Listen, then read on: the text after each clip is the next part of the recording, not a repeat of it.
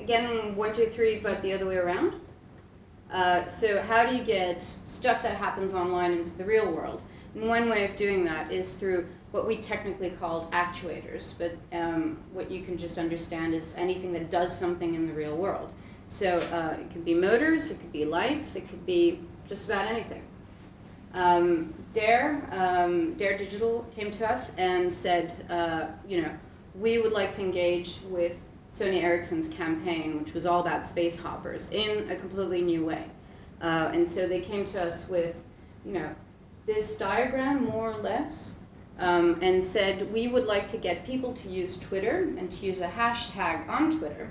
And if you don't know what a hashtag is, it's kind of a keyword.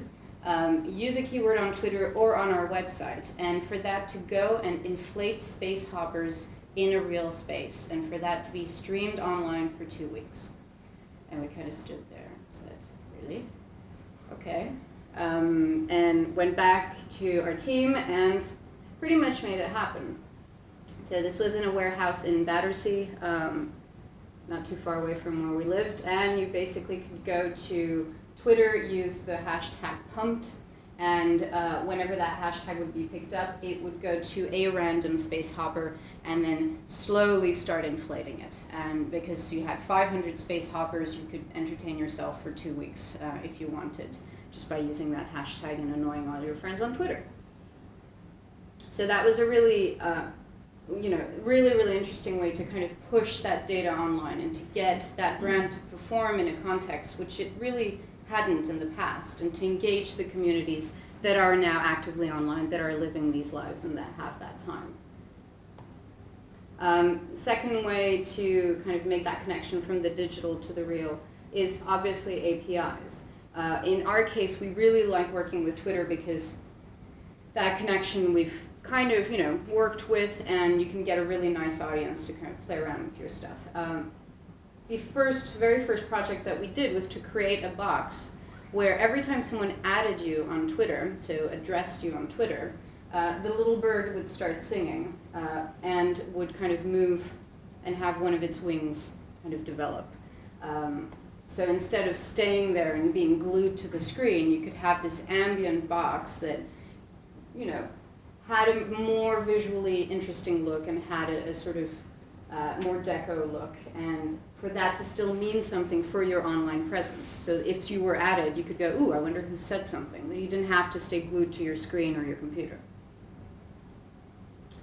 And third and last way in which we've tried to make that connection between the digital and the real is using Google. And Google has really interesting projects that we decided to piggyback on, one of which was its book archive and its newspaper archive. So Google has archived a whole bunch of things and a whole bunch of books for the past 100 years, and we thought, what's an interesting context to use that?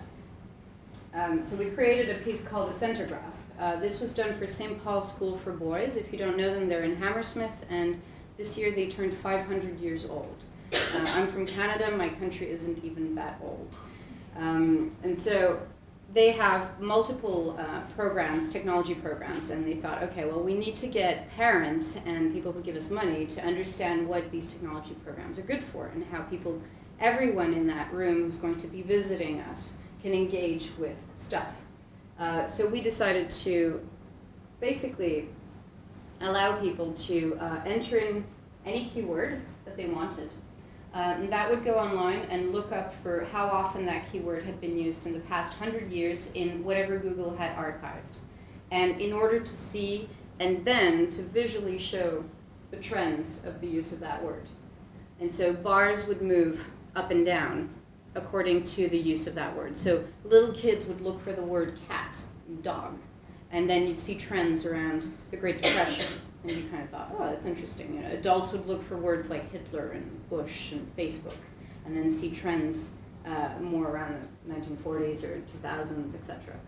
So really kind of engaging people with what is essentially a simple Google search, but it's the layout and the interaction is far more interesting and far slower in a way than what you'd get online, where you just kind of stop at page 1 and think, well, I've gotten what I wanted out of this. So final thoughts to leave you with. I think that this connection, I'm really glad that Disco put this together, because I think that connection between the physical and the digital in online right now is really, really important, and will allow people to, and users to interact with brands in a much more surprising way and much more interesting way. And play with people's curiosities and expectations around technology, because now people are extremely smart. You're all a smart group of people who know what you can or can't do, or you could or couldn't do, and what could you share, what could you not share. And now there's so many technologies and so many really great ways to engage with that. I really encourage you to do so.